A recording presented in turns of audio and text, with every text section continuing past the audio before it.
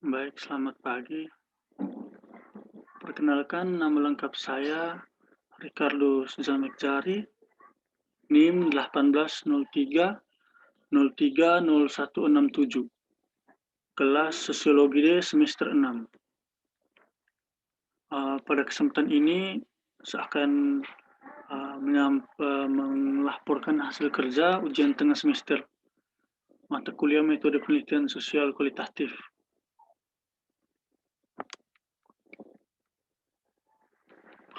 Pada kesempatan ini saya membuat review jurnal yang berkaitan dengan judul proposal tentang peran lembaga pemasyarakatan kelas 2B Bajawa dalam pembentukan sikap dan mental tahanan pria.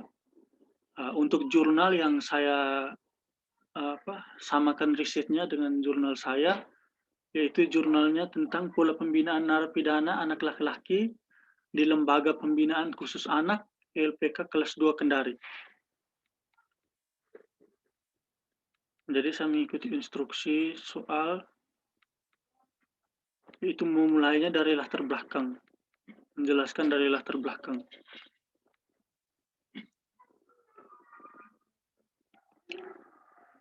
Untuk latar belakang dari judul proposal saya yaitu langsung saja.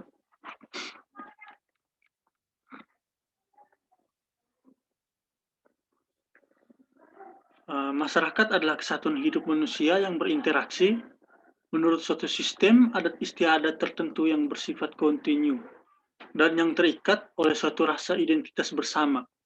Hidup berdampingan dan harmonis dalam masyarakat merupakan karena sudah tertuang jelas dalam semboyan Bhinneka Tunggal Ika. Tidak selamanya hubungan hidup dalam masyarakat berjalan lancar dan harmonis, karena kehidupan manusia saling memerlukan bantuan orang lain dan saling membutuhkan. Ketika terjadi ketidakharmonisan antar warga dalam masyarakat, maka akan terjadi gesekan yang kerap menimbulkan tindakan yang disebut sebagai tindakan kriminal.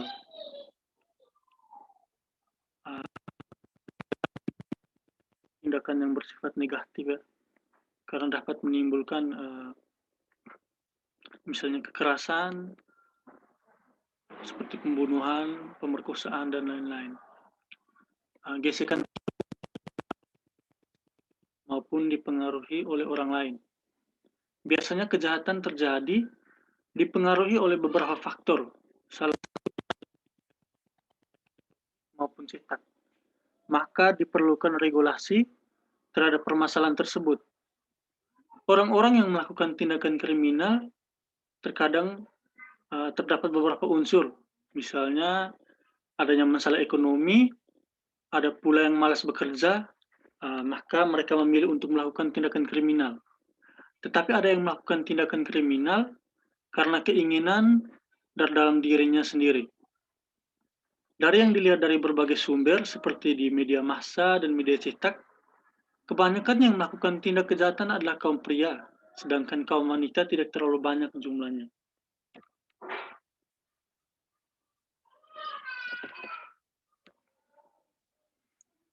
Maka dari itu, orang-orang yang melakukan tindakan kriminal memperbuatkan perbuatan mereka.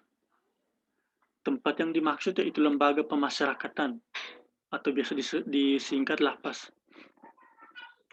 Lembaga pemasyarakatan adalah tempat untuk melakukan pembinaan terhadap narapidana dan anak didik pemasyarakatan di Indonesia. Sebelum dikenal istilah lapas di Indonesia, tempat tersebut disebut dengan istilah penjara. Dengan kasus-kasus yang beraneka ragam, sehingga dibutuhkan penjagaan yang benar-benar ketat serta diawasi kesehariannya selama berada di dalam lapas. Lembaga pemasyarakatan atau lapas dalam memperbaiki terpidana agar terpidana kembali menjalani kehidupan normal dan produktif di tengah-tengah masyarakat setelah menjalani masa hukumannya. Ada beberapa narapidana yang ketika keluar di masyarakat mereka bingung untuk melakukan aktivitas mereka Karena ketika di dalam lapas, mereka itu sudah dibentuk untuk melakukan suatu pekerjaan. Tetapi ketika mereka kembali ke masyarakat, mereka bingung, tidak mendapatkan bekal ketika di dalam lapas. Bekal yang dimaksud misalnya diberikan latihan, misalnya membuat suatu kreativitas, sehingga ketika mereka keluar, pikiran mereka itu tidak akan berpikir untuk berbuat hal-hal negatif.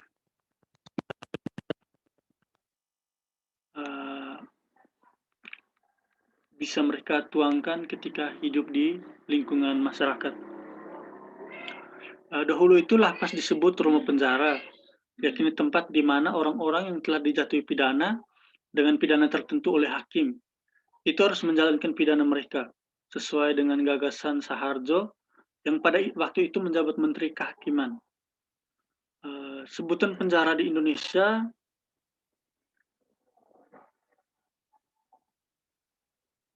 sejak diubah menjadi lapas. Pemberantasan kejahatan oleh masyarakat dapat kita lihat pada usaha-usaha masyarakat dalam memerangi kejahatan dengan berbagai cara sesuai perkembangan zaman. Kalau di masyarakat itu, pemberantasan kejahatan itu misalnya diadakan ronda malam, atau di setiap desa disediakan linmas. Itu seperti security di dalam kampung untuk mengurangi tingkat kriminalitas, sehingga orang yang ingin berbuat jahat mereka takut karena akan diawasi oleh linmas ini. Ya, lanjut, timbulnya kejadian yang lebih besar. Di Indonesia, penjatuhan pidana adalah salah satu cara untuk memperkecil tingkat kejahatan. Kejahatan merupakan gejala sosial yang biasa dalam setiap masyarakat. Kejahatan itu bersumber di masyarakat. Masyarakat yang memberi kesempatan untuk melakukan, dan masyarakat yang menanggung akibatnya dari kejahatan itu, walaupun tidak secara langsung. Kejahatan tersebut berkembang seiring zaman dan kemajuan teknologi. Berbagai macam kejahatan saat ini merajalela dalam masyarakat, bahkan dalam hal-hal di luar pikiran kita. Bersamaan dengan berkembangnya kejahatan, masyarakat mulai memikirkan bagaimana cara menanggulangi kejahatan tersebut, karena banyak kerugian bahkan korban jiwa akibat kejahatan tersebut. Artinya, berkaitan dengan kejahatan ini, nyawa seseorang itu hilang. Karena ketika melakukan kejahatan, mereka menggunakan senjata api, senjata tajam, bahkan menggunakan kekerasan fisik, sehingga sang korban bisa saja meninggal dunia.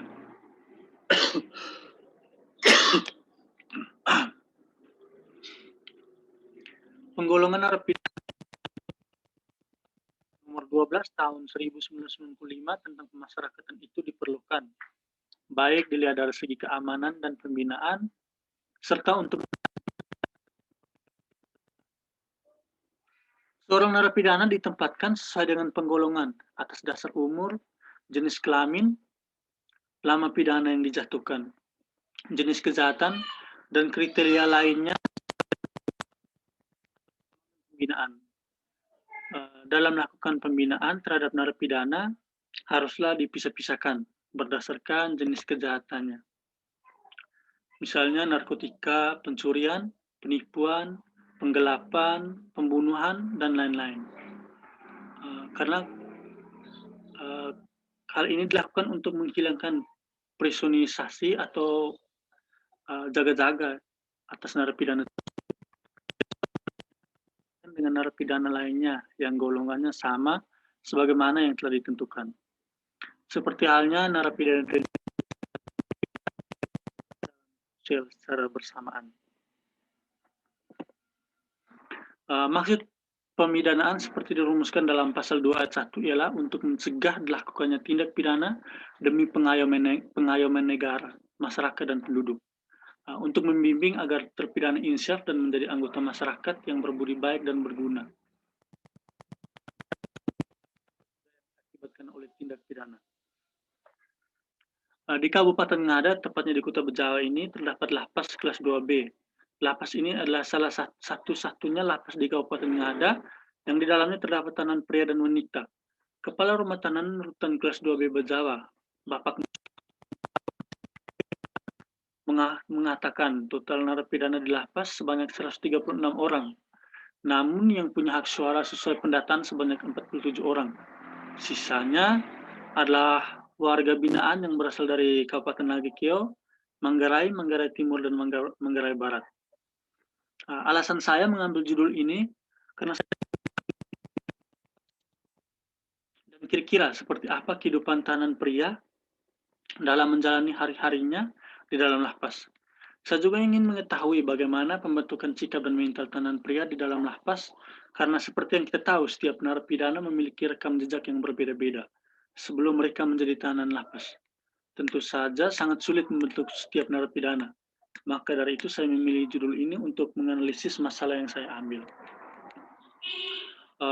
Ada beberapa kekuatan dan kelemahan serta persamaan dan perbedaan dari riset yang saya samakan dengan judul proposal saya. Yang pertama, kekuatan dari artikel yang saya review ini berkaitan dengan latar belakang saya. Itu datanya sangat mendukung karena melalui banyak proses pengolahan data, serta informan yang memberikan penjelasan benar-benar jelas karena sebagian informan adalah narapidana binaan. Metode yang dipakai juga sangat gampang sehingga pengumpulan data dapat berjalan lancar. Untuk kelemahan yang dari artikel yang saya review, mungkin ada kekurangan. Menurut saya metode yang digunakan hanya satu metode saja. Berikutnya persamaan dari riset yang saya review. Untuk riset saya dan riset yang saya review sama-sama membahas tentang pola pembinaan selama mereka tinggal di dalam lembaga pemasyarakatan dan hal positif apa yang mereka kerjakan di dalam lembaga pemasyarakatan. Sedangkan untuk perbedaan, untuk persamaan tadi, kalau untuk, benar-benar. Untuk perbedaan dari riset yang saya review, untuk riset saya kerjakan lebih membahas tentang tahanan pria dewasa, tetapi untuk riset yang satunya yang saya review membahas tentang tahanan anak. Jadi perbedaannya antara kurang.